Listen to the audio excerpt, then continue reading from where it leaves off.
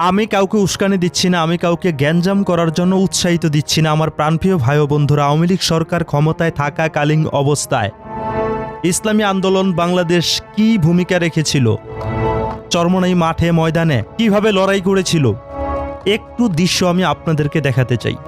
Bangla vision নামে সেই news channel থেকে অনেক আগেই একটা নিউজ প্রচার করা হয়েছিল।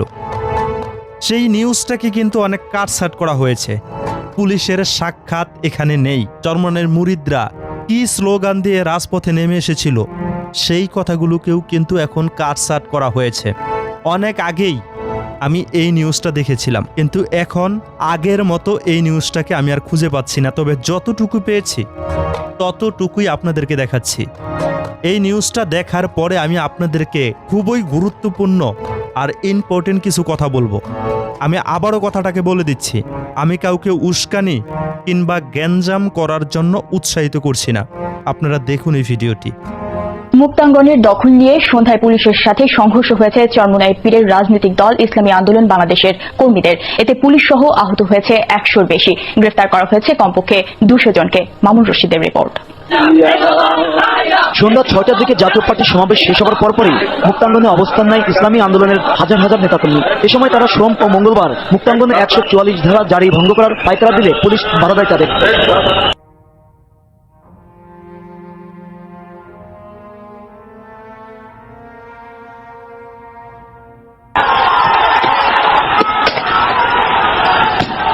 তাদের ছত্রভঙ্গ করতে পুলিশ ও জলকামান ব্যবহার ও টিয়ারশেল নিক্ষেপ করে। প্রায় আধ ঘন্টা ধাওয়া পাল্টা দেওয়ার পর পিছু হটে ইসলামী আন্দোলনের নেতাকর্মীরা। এ সময় কমপক্ষে 200-র বেশি নেতাকর্মীকে আটক করে পুলিশ। আহত হয় পুলিশ সহ ইসলামী আন্দোলনের প্রায় 100 নেতাকর্মী।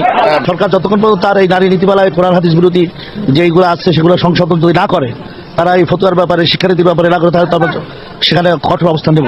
তবে মুক্তাঙ্গনের দখল নেওয়ার চেষ্টা সম্পর্কে ইসলামী আন্দোলনের নেতাকর্মীরা, আমরা এখানে আসছি যে নারী নীতিমালা বাস্তবায়নকে বন্ধ করার জন্য এবং ফতুয়া বিরোধী আইনকে বাস্তবায়ন করার জন্য, নিষিদ্ধ করার জন্য, এই প্রতিবাদ করার জন্য আমরা গণ অবস্থানের আল্লাহর জমিনে আল্লাহর আইন বাস্তবায়ন করার জন্য আমরা যত যা কিছু করতে আসছি, গান ছড়াইতেছি, আমরা ক্ষমতায় যাওয়ার জন্য না। ছেলের হবে 3/2 অংশ আর মেয়ের হবে 1 অংশ। আর এই সরকার বলেছে যে সমস্ত ক্ষেত্রে নারীদেরকে সমান অধিকার দিবে, এইটা কখনো মেনে নেওয়া যেতে পারে না।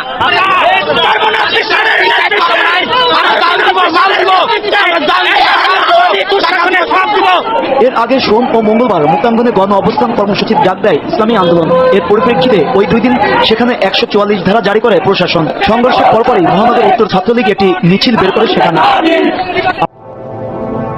আপনারা হয়তো মুক্তাঙ্গনের সেই খবরটাকে শুনেছেন।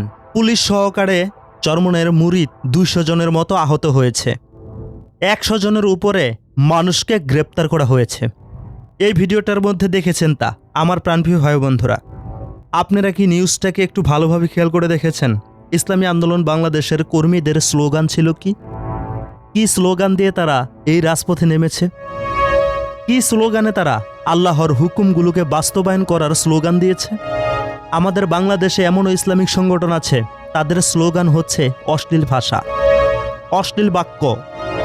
কিন্তু আলহামদুলিল্লাহ, ইসলামী আন্দোলন বাংলাদেশের স্লোগান হচ্ছে লা ইলাহা ইল্লাল্লাহ, লা ইলাহা ইল্লাল্লাহ। এই যে লা ইলাহা ইল্লাল্লাহর জিকির করে রাজপথে কাফনের কাপড় পরে এই যে লড়াই করছে, পৃথিবীতে এমন কোনো শক্তি আছে এই মুজাহিদগুলোকে নত করে ফেলবে?